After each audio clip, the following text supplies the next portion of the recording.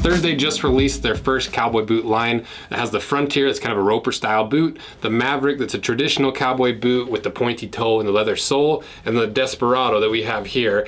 And it's really unique amongst the other cowboy boots we've cut apart, and even the Thursday offerings, because it's a very Thursday looking cowboy boot. So we're gonna cut it in half, compare it to the two boots to see how it compares in the cowboy boot series, run it through a bunch of tests and see how it's built to see if it lives up to the Thursday standard, or if it's just Thursday cashing in on a cowboy boot style. And thanks to Thursday for sponsoring this video. So October didn't go quite as well as we had planned. We had some people drop out, we had some things get postponed and pushed to another month.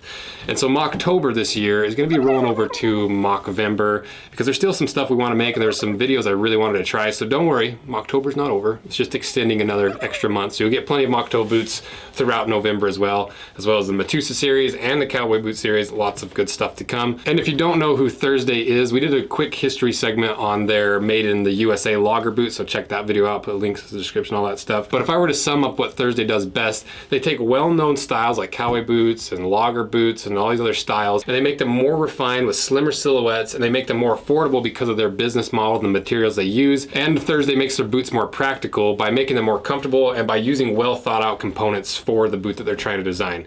And if you're wondering why did Thursday make a cowboy boot, well, we asked them and they said Thursday's director of the North American production, Tony Thomas, is retiring after 40 years in the industry. He has experience in Lucchese's, Red Wing, Ariat, and one wish he had before he left the industry was to see Thursday make the perfect cowboy boot. So we'll be looking at this Desperado boot through that lens of what Thursday does. Is it really a true Thursday version of a cowboy boot, or is it just a cowboy boot? And now we kind of know the history of it. So let's start going through the details of this boot. And the two boots that we're going to compare it to are the Rhodes and the Tony Lamas at $250. So if we start with the upper first, this leather is the Thursday's Arizona Adobe rugged and resilient leather, and this is one of their more popular leathers that they offer across all their footwear. And it's a chrome tanned leather, and it's slightly sanded, so it'd be kind of like a waxed nubuck technically, or a corrected grain, and that's where you get that really matte finish. If you kind of rub your finger over it, you can see those little teeny fibers getting lifted up just because it's lightly sanded. And that does a couple things. It makes it a little bit more resilient, so when you scratch it, it hides the scratches a little bit more. It allows them to use more flawed leather and sanding some of those small imperfections out so that you get a really clean looking leather. And it just gives you that matte finish, and it allows you to put tons of oils and conditioner inside of the leather. And that's exactly what this leather is. You can see how varying the color is, and that's because they pack it with tons of oils and conditioners to make it a really resilient and rugged leather, to use their terms. And we cut a little cross section of this so we can put the macroscopic lens on it. And you can see they didn't sand a ton of that grain off. It still has a good chunk of the grain, because some of these cheaper boots, they'll sand it almost to where the grain's completely gone. So it's good to see there's some grain left in there. And we took a thickness measurement of the shaft of the boot, and it was right at 1.1 millimeters thick. So right in the middle of the pack, here's a chart to compare them so you can see where it lies in all the other cowboy boots that we've cut apart. And we also measured the thickness of the vamp, and that came in at 1.5 millimeters. So about the same right in the middle of the pack, a little bit thinner on the thinner side, especially compared to some of the more work boots. But once again, Thursdays is kind of that hybrid of a dress and work and dress and cowboy, whatever it happens to be. They usually use a little bit thinner leathers. And then we also burnt the leather so that you could see how it reacted to flame, and so that we could tell if there's any like really heavy plastics that are infused in the leather or put on top of the leather. And as you can see, it just burned like a normal natural piece of leather, but because of how much oil is worked into it, it took a while for it to actually burn. But there's no plastic coating or anything synthetic on top of the leather. So if I were to grade this leather, I would say this is an A grade leather. You know, technically it's got that grain slightly sanded, but because they didn't remove a ton of it, I still would consider it a good leather, an A grade leather. And then it wouldn't be the cowboy boot series if we didn't do the Rattlesnake Test on the upper. And to put it in context, the internet says a rattlesnake can bite with 150 pounds of force. We put this on a rattlesnake tester, and it took 85 pounds to pierce through. So not really rattlesnake proof, but compared to the other boots in this that we've done this test on, it's once again right in the middle of the pack, a fairly puncture resistant construction. And then if we move to the lining, you can see it's a pretty heavily finished leather, so it's got a layer of pigment on top, so it'd probably be in that B grade area. And the thickness of this leather is about 0.8 to 1 millimeter thick, so an average thickness of leather for a lining. And one thing I do like for this price range is that they've done a hidden seam and a hidden edge on the inside, because in the Rhodes and in the Tony Lamas, there's that rolled out edge that's exposed, but I do like that they seal the edge and it makes it a nice clean look, and it doesn't irritate your leg quite as much as a raw edge. And then if you look deep inside the boot, you can see that there is a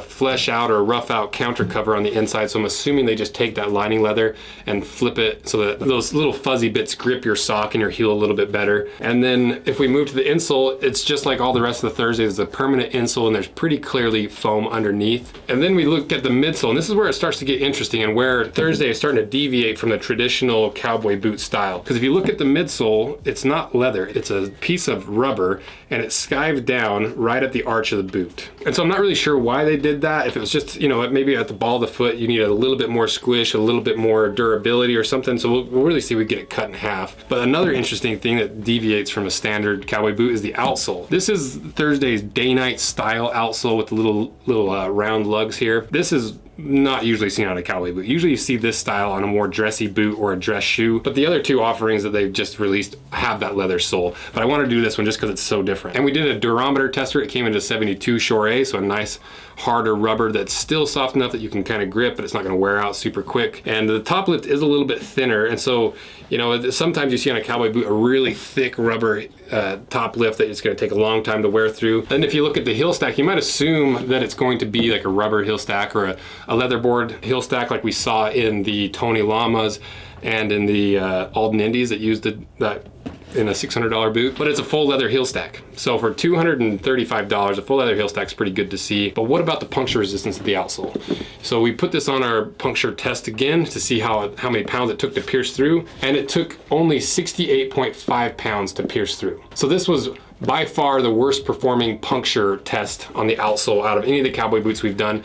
You know, the top end was up near 400 pounds with the Lucchese's and around 300 pounds for like the Chisos. But once again, it doesn't have that big, thick slab of leather to puncture through that's really hard to puncture through. So if you're planning on stepping on really sharp nails and stuff, this might not be the best option. But it's a trade-off either way because you don't have that leather outsole. It's going to be a little bit more grippy, maybe a little bit more flexible, but it doesn't have that puncture resistance. And then if we go to the construction, one thing I forgot to mention is the rand on this is a full leather rand, that little piece of leather right at where the upper meets the heel stack. But the construction of this is a 270 Goodyear welt. It kind of reminds me of a similar look of like a White's boot where you have that really like wide welt with a double row stitching.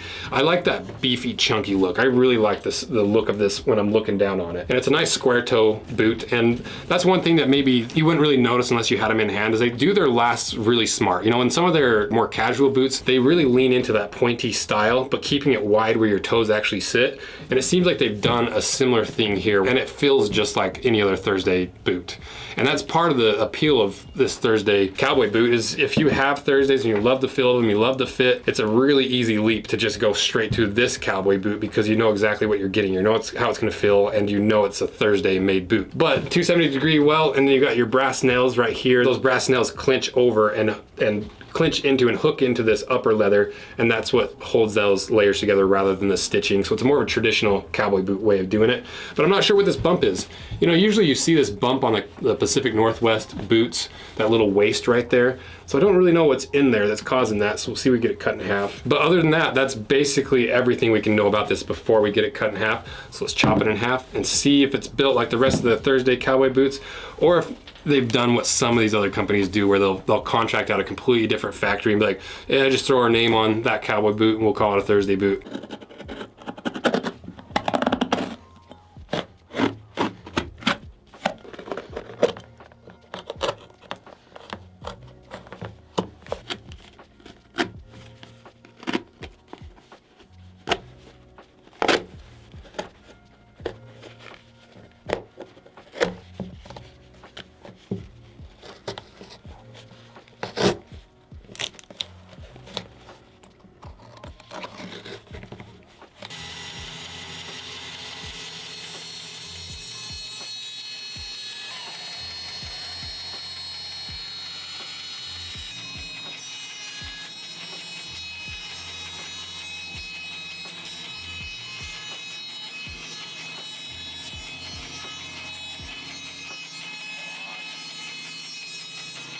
All right, we got it cut in half, and I just realized I've had this tied in a bow the entire time I was recording. It's kind of embarrassing, but whatever. So let's see what's inside.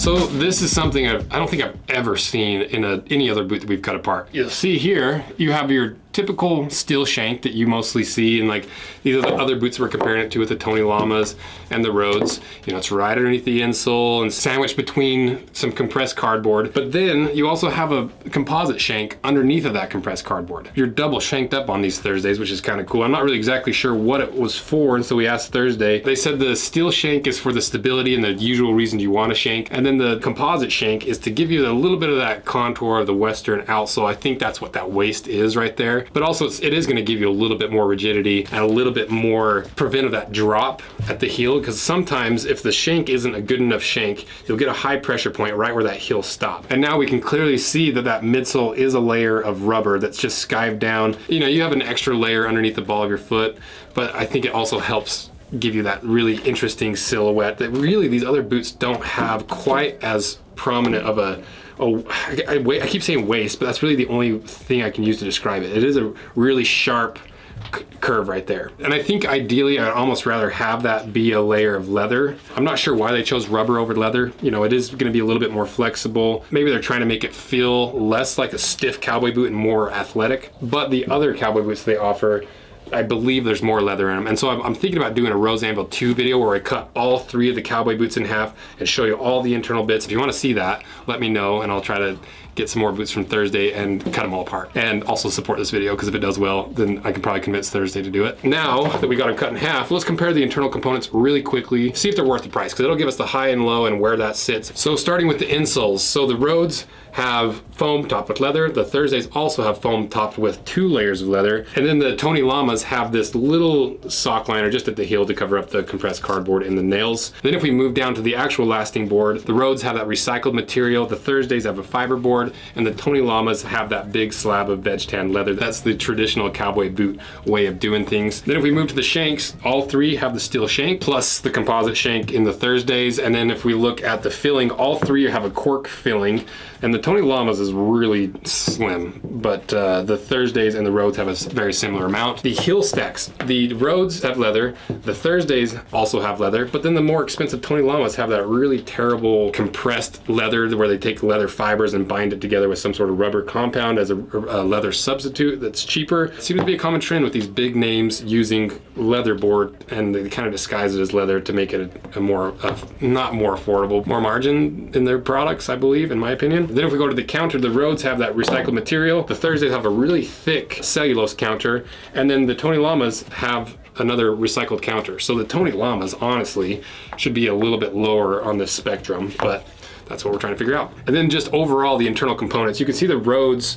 they have that open stitch there, but a very similar construction and look of the inside of the Thursdays. But the Tony Llamas are just kind of a disaster with all sorts of different leathers and whatever else is going on the inside. So looking at all those points and looking at the quality of leather and the construction and everything, I think it's fairly safe to say this is a fairly priced boot, because the boot, a little bit more expensive, has less quality materials, and the boot that has very similar materials with just a few things missing in the Thursdays.